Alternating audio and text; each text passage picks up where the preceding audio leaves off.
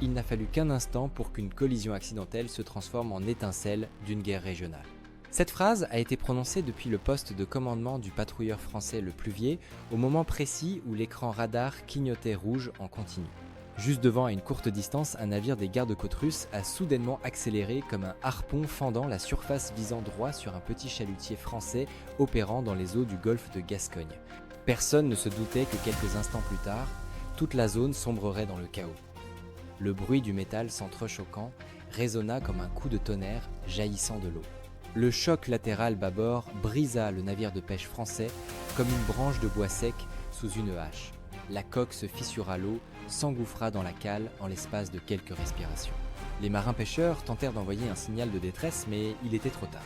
Le navire gita violemment, effectua une rotation dans un tourbillon de fioul, puis sombra dans les abysses, ne laissant derrière lui que des débris de bois et des cris de détresse étouffés par la houle.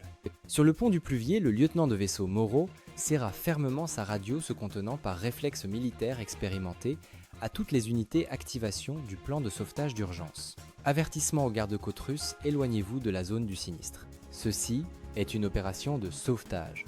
Mais la réponse qu'il reçut ne fut ni une confirmation ni une offre de coordination, mais une voix glaciale venue du côté russe. Le navire de pêche français a pénétré dans une zone d'exercice militaire russe fermée. L'accident est de votre responsabilité. Nous exigeons que les navires français quittent la zone immédiatement. À peine cette phrase prononcée, deux autres navires des gardes-côtes russes commencèrent à se déplacer en formation de front, érigeant un mur blanc infranchissable sur la mer. Ils n'aidaient en rien au sauvetage. Au contraire, ils bloquaient tout le couloir d'approche nécessaire aux Français pour rechercher les disparus. Les vagues créées par l'étrave des navires russes frappaient de plein fouet les canaux de sauvetage français comme une bousculade provocatrice. Impossible. Ils tentent délibérément de bloquer la zone, grinça Moreau. Il y a des hommes qui vont mourir là-dessous. Des morceaux de filets des caisses en plastique et des gilets de sauvetage des pêcheurs français flottaient autour de la zone, mais les canaux de sauvetage ne pouvaient approcher.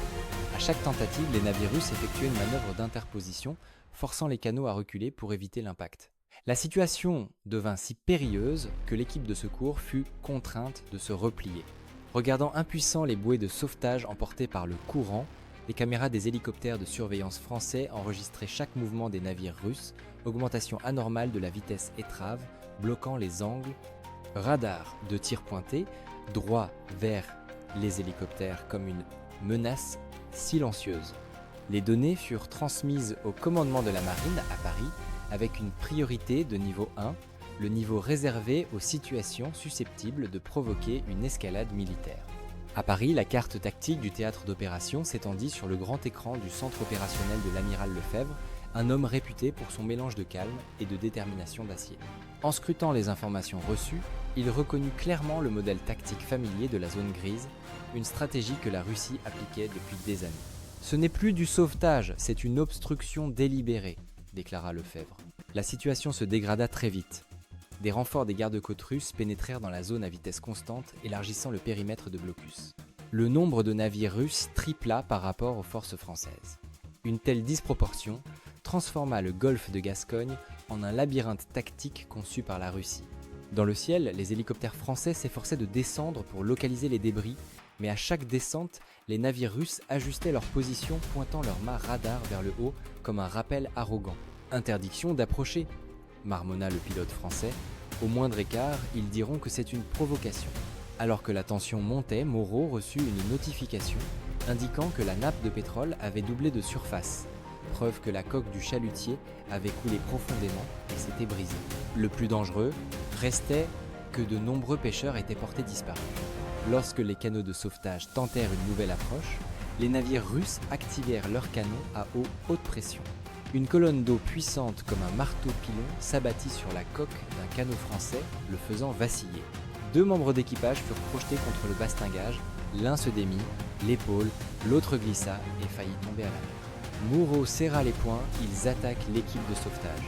Pour protéger ses forces et sauver les victimes, la France fut contrainte de changer ses règles d'engagement. Le commandement ordonna le déploiement de 2 grands bâtiments de la Marine nationale dans la zone pour ouvrir un couloir de sauvetage par tous les moyens nécessaires.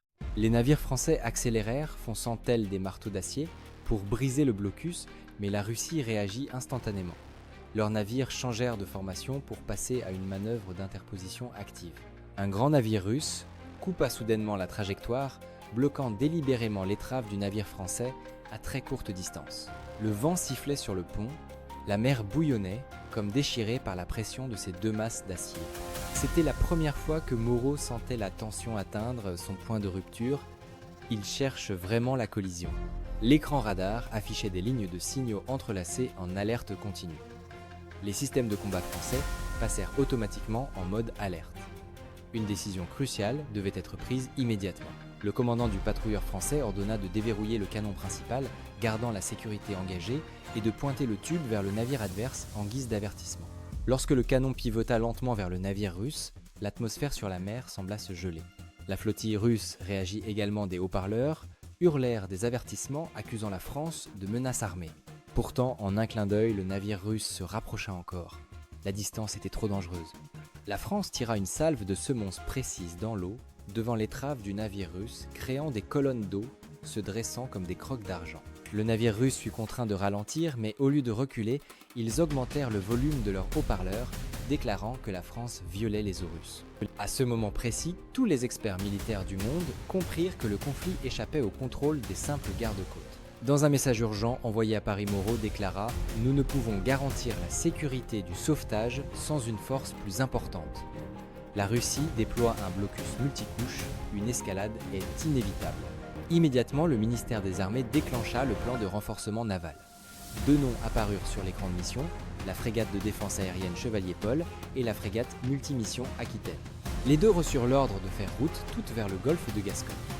Dans la salle de commandement, Lefebvre hocha légèrement la tête. Il savait que lorsque ces deux géants de guerre apparaîtraient, la situation entrerait dans un tout nouveau chapitre, d'une confrontation paramilitaire à une véritable confrontation militaire. Et de l'autre côté de l'horizon, les radars russes venaient également de détecter ce mouvement. Ils commencèrent à déployer une frégate de classe Amiral Grigorovitch, un type de navire capable de verrouiller des cibles à longue distance, prélude à tout engagement naval du XXIe siècle. Le golfe de Gascogne, habituellement paisible, s'apprêtait à devenir l'œil du cyclone d'une crise militaire multidomaine, où la surface, le ciel et la guerre électronique allaient s'entremêler en un réseau mortel. La mer nocturne du golfe de Gascogne s'illumina de traces blanches fines comme des lames de rasoir dans l'obscurité, alors que les deux frégates françaises pénétraient profondément dans la zone. Le Chevalier Paul, avec son système radar à antenne active, brillait comme un œil d'acier surveillant tout mouvement sur un vaste périmètre, glissant sur l'eau avec la froideur d'une machine de guerre moderne. Juste derrière lui, suivait l'Aquitaine optimisée pour la lutte anti-sous-marine et la défense rapprochée. Lorsque ces deux mastodontes entrèrent dans la zone contestée, toute l'atmosphère en mer changea. Les signaux radars russes augmentèrent immédiatement en intensité, les Français élargirent également leur spectre de surveillance. Des dizaines de signaux électroniques se chevauchaient, formant un réseau dense comme une tempête invisible. Depuis le centre opérationnel du Chevalier, Paul, le capitaine de vaisseau Dubois, observait la carte tactique. Les symboles rouges représentant les navires russes se déplaçaient vers le sud-est, formant un large arc de cercle, comme pour encercler toute la zone du Golfe. Dubois dit d'une voix grave « Il ne se replie pas, il se prépare à verrouiller la zone. » L'Aquitaine vira à bâbord, prenant en charge le couloir proche de la surface pour protéger le patrouilleur et soutenir le sauvetage si l'occasion se présentait. Mais cette occasion devenait de plus en plus mince. Les gardes-côtes russes continuaient de serrer de près les canaux de sauvetage. Leurs canons à eau crachaient toujours avec une pression mortelle. Les haut-parleurs ne cessaient de proclamer que la France violait les eaux russes au mépris du fait que les victimes du naufrage n'avaient toujours pas été retrouvées. Pendant que le Chevalier Paul analysait les données radars, un nouveau signal apparut au sud. L'officier tactique signala qu'une frégate russe de classe Amiral Grigorovitch approchait. Ils ont activé leur radar de conduite de tir. Dubois fronça les sourcils. Sont-ils en mode veille ou verrouillage ?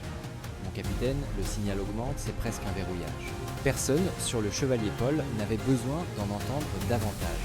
Tout le monde savait que le radar de conduite du tir n'est jamais activé pour la simple observation. C'est l'étape préparatoire au tir. De l'autre côté, la Russie concentrait aussi ses forces. Leur système radar balayait le ciel, cherchant les signes des hélicoptères français. Ils ne voulaient pas laisser la France prendre l'avantage de l'observation aérienne, car toute donnée visuelle pourrait devenir une preuve à charge sur la table des négociations, ou pire, un avantage tactique. Dubois se pencha vers l'écran de commandement, déployait l'hélicoptère de reconnaissance, je veux nos yeux au-dessus d'eux. Un hélicoptère NH-90 Cayman décolla du pont du Chevalier-Paul. Les pales fouettèrent la mer, balayant la zone de son projecteur blanc. Il prit de l'altitude, puis passa en mode d'observation infrarouge. L'image apparut nette, les navires russes se déplaçaient en formation serrée, tentant de ne pas exposer de points faibles, mais ce qu'ils ne pouvaient dissimuler, c'était leur agressivité. Peu de temps après, le radar du Chevalier-Paul détecta un nouveau signal. L'officier tactique rapporta que des drones UAV russes étaient déployés au moins 3 volants en formation triangulaire. Dubois comprit immédiatement l'intention, ils veulent mettre la pression par le haut, forcer notre hélicoptère à quitter la zone. Côté russe, des drones de moyenne portée furent lancés depuis le pont arrière de la frégate. Ils prirent de l'altitude, passant sur une large orbite. Leurs feux de navigation clignotaient dans la nuit comme les yeux d'oiseaux de fer en chasse. L'hélicoptère français fut immédiatement encerclé, les drones volaient plus bas que le niveau de sécurité, se glissant dans l'espace derrière le rotor comme un compromis entre menace et acte d'agression.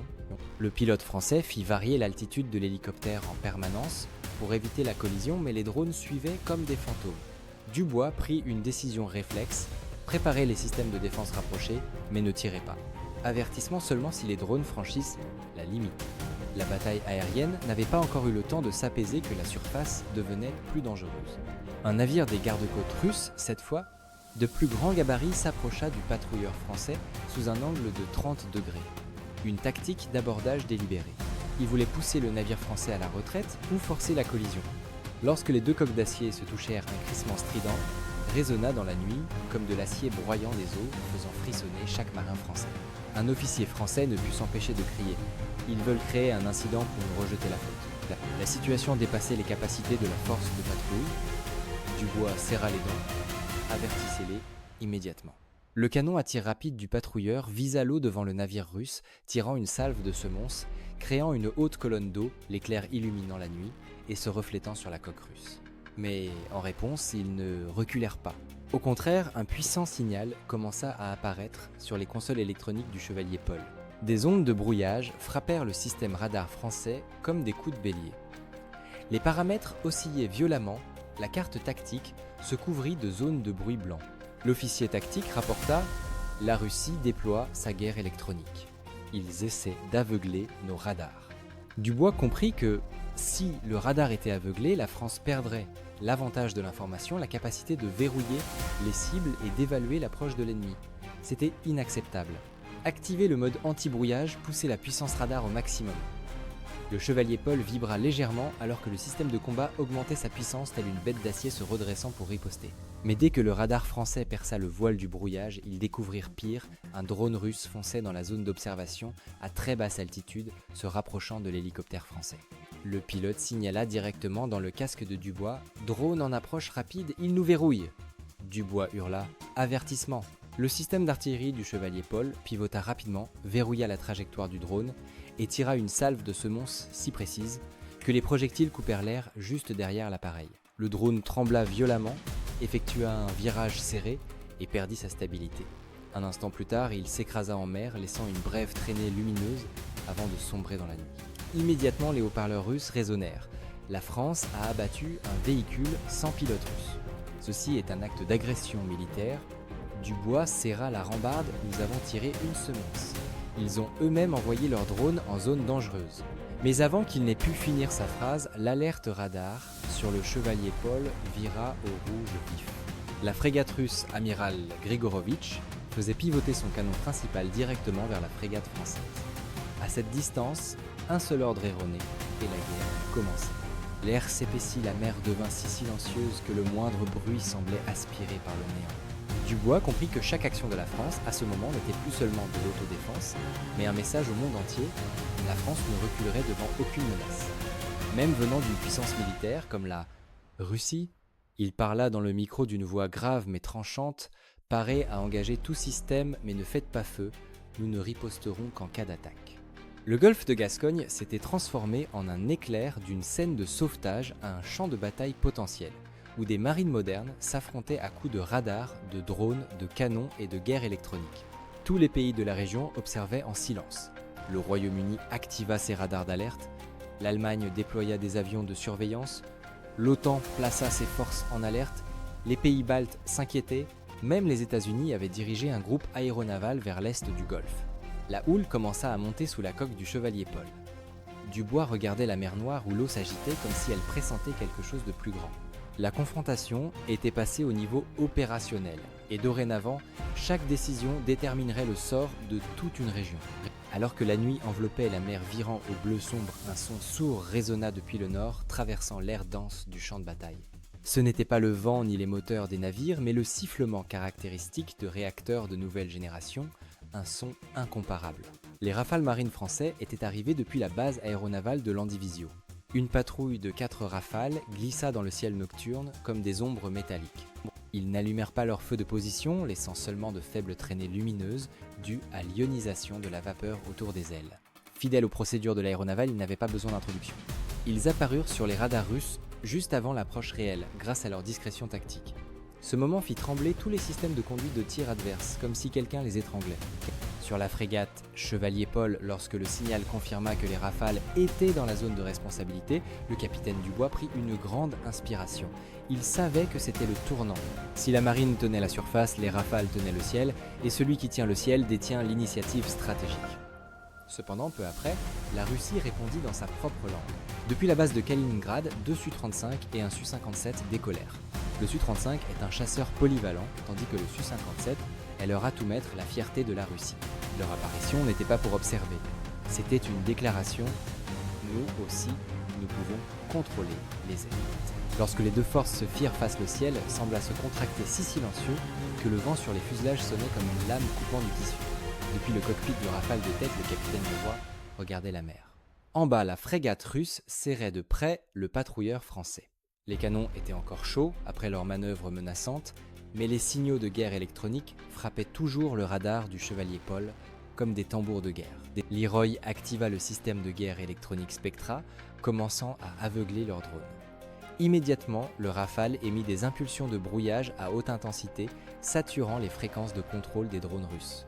Les drones qui tournaient au-dessus de l'hélicoptère français tremblèrent violemment. L'un d'eux effectua une vrille soudaine comme arraché de son orbite, puis tomba droit dans la mer, explosant légèrement à l'impact. Le Chevalier Paul confirma immédiatement un drone neutralisé. Leroy ne dit rien, il ajusta simplement son altitude, dirigeant le Rafale vers le nord-ouest pour intercepter le signal du Su-57 en approche. Mais la Russie ne laissa pas passer cette action. Leurs stations terrestres augmentèrent la puissance de brouillage, créant des vagues électroniques, balayant la zone où opéraient les Rafales. Les voyants d'alerte dans le cockpit clignotèrent rouge. Leroy resta calme, ils essaient de nous aveugler. Il passa en mode de filtrage de signal avancé. Le radar du Rafale reconstitua l'image en un instant, mais ce laps de temps suffit au Su-35 pour avancer considérablement. Plus haut, le Su-57, surnommé le criminel Felon, commença à verrouiller thermiquement la formation de Rafale. Son capteur infrarouge cherchait toute signature thermique des moteurs adverses. Mais le Rafale n'était pas une cible facile. Il changeait constamment d'altitude pour limiter la réflexion thermique et gardait une vitesse stable en trajectoire brisée. Sur le Chevalier Paul, les officiers analysaient l'évolution. Le Su-57 essayait de trouver une prise, mais les Rafales leurraient ses capteurs. Dubois dit « Ils ne s'arrêteront pas ». Préparer le soutien via les données de conduite de tir, les techniciens synchronisèrent rapidement le radar du navire avec le système des Rafales, créant un réseau de capteurs fusionnés multicouches. C'était la force de la France, la capacité de liaison de données avec une précision quasi absolue. Tandis que le ciel était tendu comme une corde de violon, la situation en surface n'était pas plus calme. Un navire des gardes-côtes russes continuait d'utiliser ses canons à eau pour repousser les canaux de sauvetage français. Un marin français projeté contre le bastingage dut être remonté avec une épaule blessée. Sur le pont du patrouilleur, les médecins couraient dans tous les sens. Chaque minute qui passait réduisait les chances de sauver les disparus. En voyant le rapport des blessés, le regard de Dubois s'assombrit. Ils mettent la pression à tous les niveaux. S'ils croient qu'on va reculer, ils iront encore plus loin. Il ordonna d'envoyer un message au Rafale, intercepter les nouveaux drones. Leroy reçut l'ordre sur son radar. 3 nouveaux drones fonçaient sur la formation française comme des poignards d'argent. Reçu engagement guerre électronique. Les Rafales poussèrent la puissance de brouillage au maximum. 2 drones perdirent le contact avec leur navire-mère tournoyant dans le chaos avant de tomber en mer comme 2 étoiles perdues. Le troisième tenta de garder le cap, mais fut approché par derrière par un hélicoptère NH4 20D français. La pression du souffle du rotor déstabilisa le drone, le forçant à battre en retraite. Juste au moment où le drone se retirait, de nouveaux signaux radars s'allumèrent sur l'écran du Rafale. Le Su-35 verrouillait sa cible. Les rois dit à son ailier « Préparez les leurres thermiques ». Une voix grave s'éleva du cockpit du Su-35, cible française verrouillée. Les rois largoient calmement des leurres. Des boules de feu blanc jaillirent derrière le Rafale comme des torches aveuglantes. Elles créèrent une chaleur intense perturbant les capteurs du Su-35. L'avion russe dut changer d'angle d'approche pour éviter de confondre sa cible. Sinon, un missile tiré par inadvertance ouvrirait officiellement la guerre. Au sol, les analystes russes rapportèrent « Le Rafale est trop difficile à suivre, le Su-57 doit intervenir ».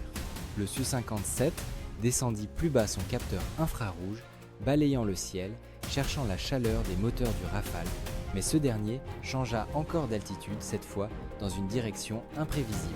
L'écran du Su-57 trembla, il perdit le verrouillage. Sur le Chevalier Paul, les officiers s'exclamèrent « Le Su-57 a décroché le Rafale à l'avantage ». Dubois ne se réjouit pas trop vite. Il dit « Informez-les de rester en mode défensif, interdiction formelle de tirer en premier ». Mais bien que le Rafale dominât les airs, la situation sous la surface restait dangereuse. La frégate russe de classe Amiral Grigorovitch accéléra brusquement, se collant à la frégate Aquitaine. La distance entre les deux navires n'était plus que de quelques encablures bien trop près pour un duel d'artillerie. Le canon de 100 mm du navire russe pivota vers l'Aquitaine. Sur le pont de l'Aquitaine, les canons narwals se relevèrent aussi pour verrouiller la cible. En un bref instant, deux bouches à feu géantes de chaque côté pouvaient cracher des centaines de kilos d'acier. Sur le Chevalier Paul, les officiers retenaient leur souffle. Si un côté ouvre le feu, lâcha Dubois, toute la zone explosera. Le ciel au-dessus du golfe de Gascogne vibra, les lumières d'alerte clignotaient rouge.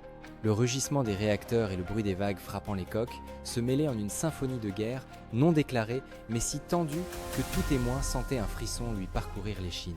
Une simple étincelle, une pression sur la gâchette, une collision, un signal radar mal interprété suffisaient pour devenir le détonateur d'une guerre régionale entraînant non seulement la France et la Russie, mais aussi les États-Unis, le Royaume-Uni, l'Allemagne et les pays de l'OTAN.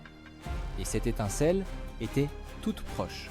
Un bourdonnement grave résonna depuis l'ouest comme un tonnerre comprimé sous la mer se propageant sur l'eau noire. Les marins français sur le pont levèrent les yeux. À l'horizon des éclairs, clignotait en continu.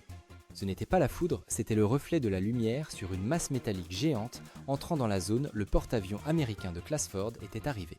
Il apparut sur les radars avant d'être visible à l'œil nu. Mais lorsque l'étrave géante fendit les flots sortant de la nuit, tous les navires français sentirent le changement sur le champ de bataille. La présence d'un porte-avions américain équivalait à placer un géant au milieu d'un ring déjà exigu. Depuis le PC du chevalier Paul Dubois, dit bas mais distinctement, ils sont en position. Un jeune officier, ému, « Nous ne sommes plus seuls ». Mais Dubois savait bien que l'arrivée des Américains ne réduisait pas la tension.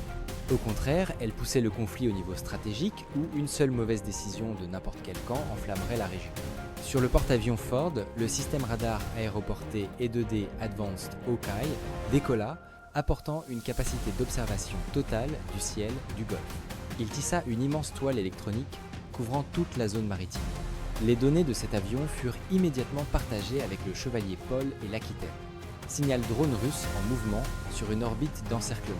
L'écran du Chevalier Paul afficha le rapport Dubois, compris aussitôt, il teste la réaction américaine. Depuis le sud-ouest, 6 gros drones russes furent lancés. Ce n'étaient plus de simples drones de reconnaissance.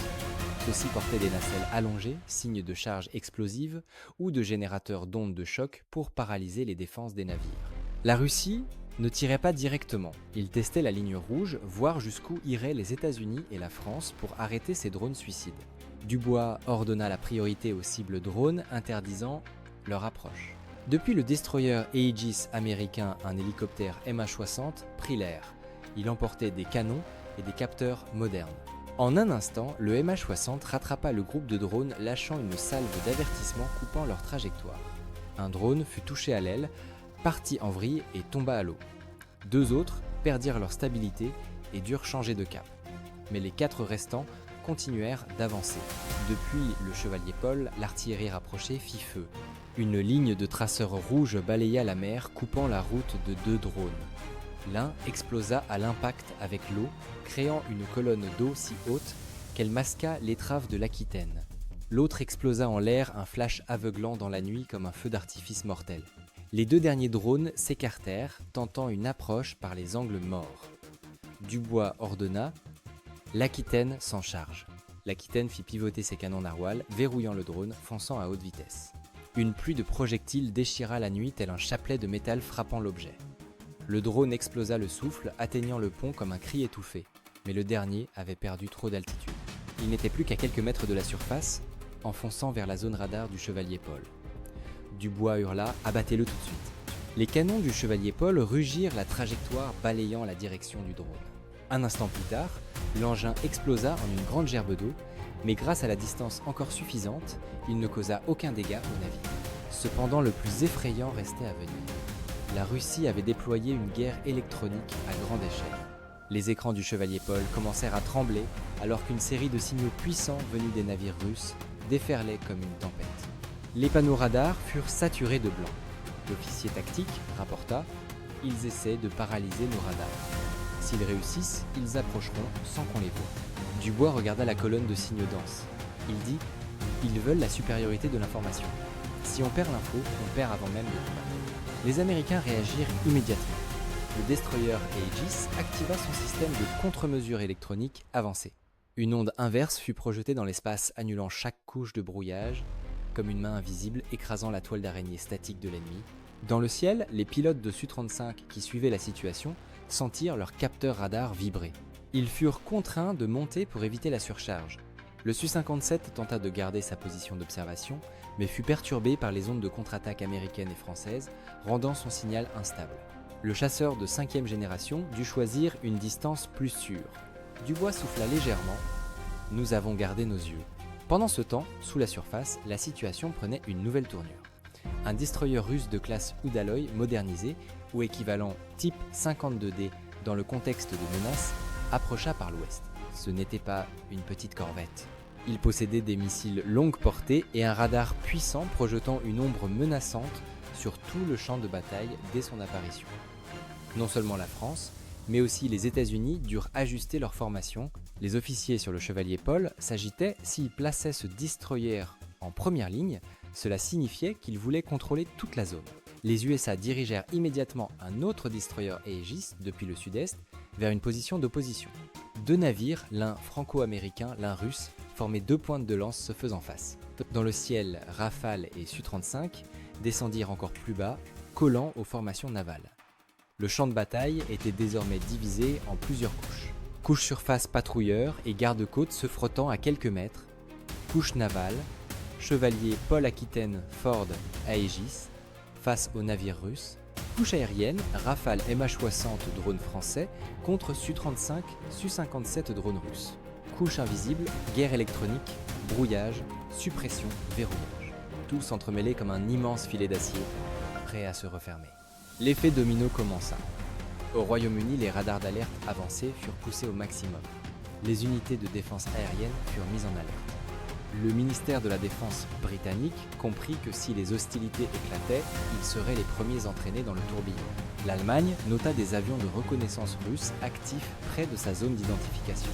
2 frégates allemandes furent dirigées vers la mer du Nord. L'Italie vit la Méditerranée aspirée dans un vortex inédit, envoyant une frégate vers le nord pour se coordonner avec les Alliés.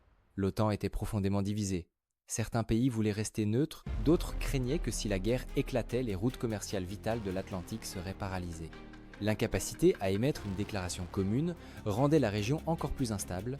De retour dans le golfe de Gascogne, Dubois regardait la carte tactique et sentait clairement ce que tout commandant vétéran redoute le conflit dépassait le cadre de 2 nations. Il formait un champ de bataille multinational, multicouche, multidomaine. Il dit doucement mais fermement « Il suffit qu'un drone approche du mauvais côté ou qu'un capteur verrouille la mauvaise cible et c'est la guerre. » Sur le pont du Chevalier Paul, un jeune officier regardait le ciel où Rafale et Su-57 tournoyaient comme 2 oiseaux d'acier. Il chuchota « Juste un tir, un seul tir. » Dubois répondit « Et tout finira d'une manière que personne n'aura le temps d'imaginer. » Le golfe de Gascogne n'était plus qu'un souffle de la guerre. Autrefois, simple zone de pêche saisonnière, il s'était transformé en un champ de bataille suspendu entre deux mondes, un monde de paix fragile et un monde de guerre totale séparé par une seule respiration. Alors que les premières lueurs de l'aube n'avaient pas encore touché la mer, les faisceaux radars des navires des deux camps s'étaient croisés comme des lames. États-Unis, France-Russie, Royaume-Uni, Allemagne, Italie, chaque couche de force s'ajoutait dans un tourbillon que plus personne ne contrôlait totalement. Sur le pont de la frégate Chevalier Paul, le capitaine Dubois se tenait devant l'écran tactique. Les symboles rouges des navires russes se déplaçaient en formation d'étau. Les lignes pointillées symbolisaient les drones suicides russes suspendus en bordure de zone. Au-dessus 3 Su-35 descendait en arc de cercle, menaçant la formation de Rafale.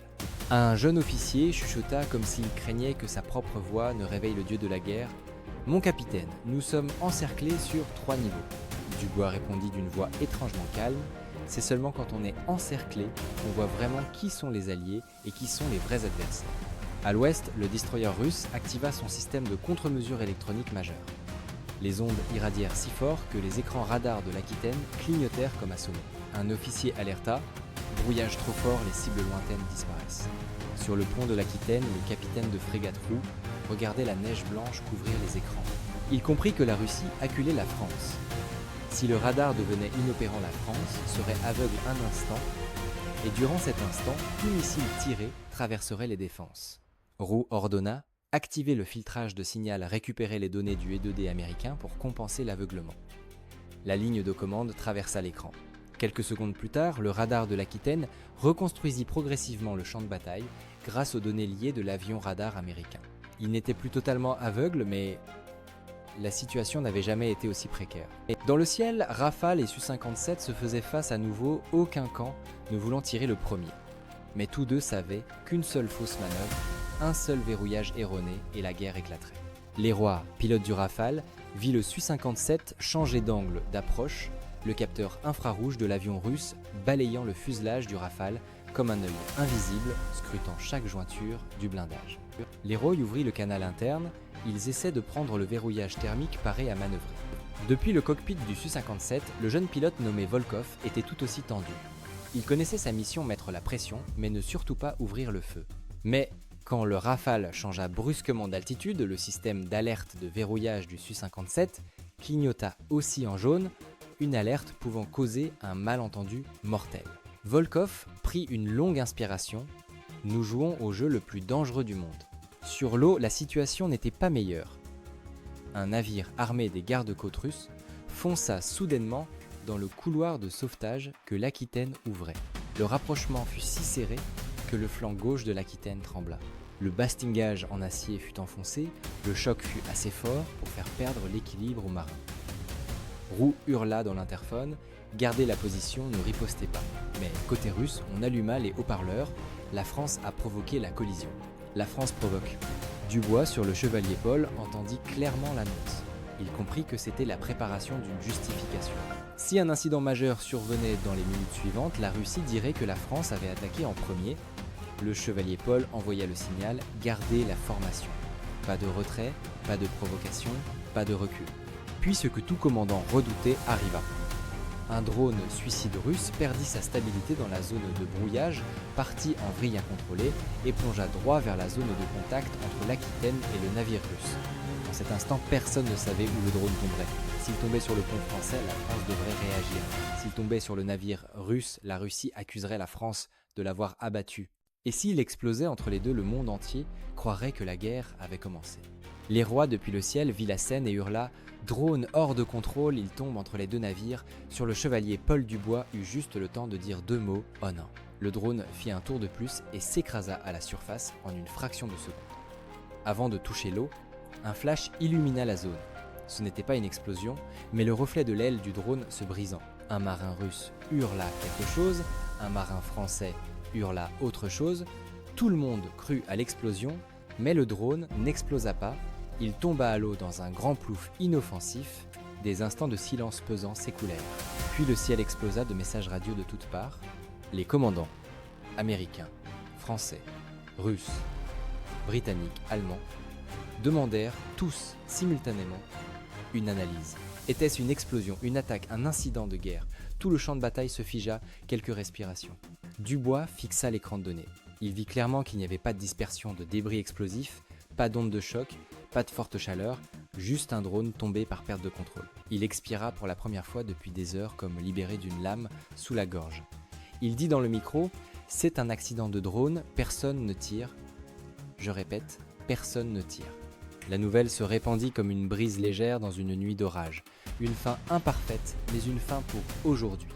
Personne ne se retira immédiatement. Personne ne clama victoire, personne ne s'excusa. Les navires gardèrent leur formation. Les avions continuèrent de tourner, la guerre restait à la frontière, mais une limite fragile n'avait pas été franchie. Dubois regarda la mer, la gorge serrée juste un instant. Aujourd'hui la paix a gagné, mais elle n'a tenu qu'à un fil. Dans les airs, le roi regarda le Su-57 à distance. Les deux pilotes se regardèrent à travers les nuages et le viseur tête haute, non pas comme des ennemis, mais comme deux hommes partageant un même secret. Aucun des deux ne voulait appuyer sur la gâchette en premier. Et sous la surface du golfe de Gascogne, là où le chalutier français avait sombré plus tôt, la houle continuait de bercer le souvenir de cet instant fatidique qui avait failli embraser la région. La paix revenait, mais personne ne croyait qu'elle durerait. Dans le PC du chevalier, Paul Dubois prononça la dernière phrase avant que l'histoire ne se referme. Demain nous entrerons dans un nouveau monde, un monde où une simple ombre sur un radar peut décider du sort de toute une mer.